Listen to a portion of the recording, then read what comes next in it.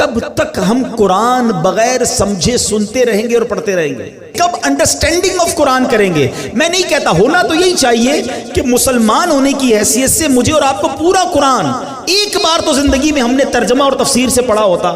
یار کم از کم یہ تو ہو سکتا ہے نا، جتنا نماز میں قرآن پڑھتے ہیں اتنا تو سمجھ لیتے، اس کو تو انڈرسٹینڈ کر لیتے، قرآن کی چند مشہور صورتوں کا معنی تو پتا ہوتا۔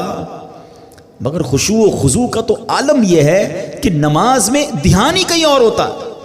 لوگ کہتے بھی ہمارا دھیان کہیں اور ہوتا ہے۔ وہ مشہور چٹکلا ہے نا کہ ایک صاحب آئے، عشاء کی جماعت چلی گئی، رونے لگ گئے، تو نمازیوں نے کہا یار نہیں رو بھائی، اتنی نماز سے محبت، اتنی جماعت سے محبت کہ جماعت چلی گئی آپ رو رہے۔ کہتے یار بات یہ نہیں ہے، مسئلہ یہ کہ روز دکان بند کر کے عشاء کی جماعت میں آتا تھا، امام صاحب 4 رکعت پڑھاتے تھے، میں پورا حساب ملا لیتا تھا۔ اب جماعت تو چلی گئی، اب حساب کب ملاؤں گا اور نماز کب پڑھوں گا؟ ایکچولی نماز کیا ہے؟ اللہ کی بارگاہ میں حاضری ہے۔ آپ کسی بہت بڑی شخصیت کے پاس، بڑے سیٹھ کے پاس، جس کے پاس آپ کی فائل رکی ہوئی ہو، اس افسر کے پاس جائیں تو دھیان کدھر ہوتا ہے؟ بالکل اس کی طرف فوکس، ہاتھ بندھے ہوئے، سر میرا چھوٹا سا کام، پلیز سائن کر، اتنی اس سے لجاجت، اس کی طرف فوکس۔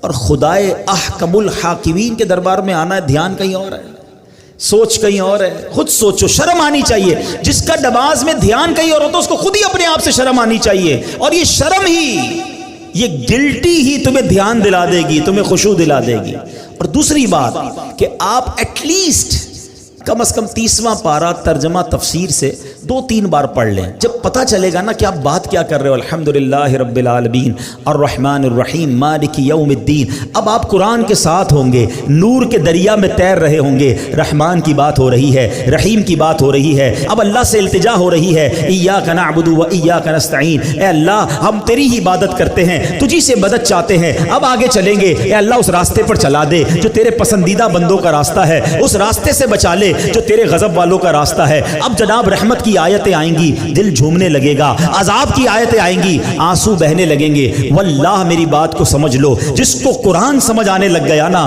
کبھی کبھی جب اچھا قاری تلاوت کرتا ہے، امام صاحب تلاوت کرتے ہیں نا، جن کو قرآن سمجھ آ رہا ہوتا ہے نا، وہ کہتے ہیں امام صاحب رکوع میں نہ جائیں، اور تلاوت کریں، اللہ کی اور باتیں سنائیں، ہمیں اور قرآن کی باتیں سنائیں، کیونکہ قرآن کے ساتھ وہ اٹیچ ہو جاتے ہیں۔ لیکن جس کو انڈرسٹینڈنگ ہی نہیں ہے اس کو کیا فائدہ ہوگا؟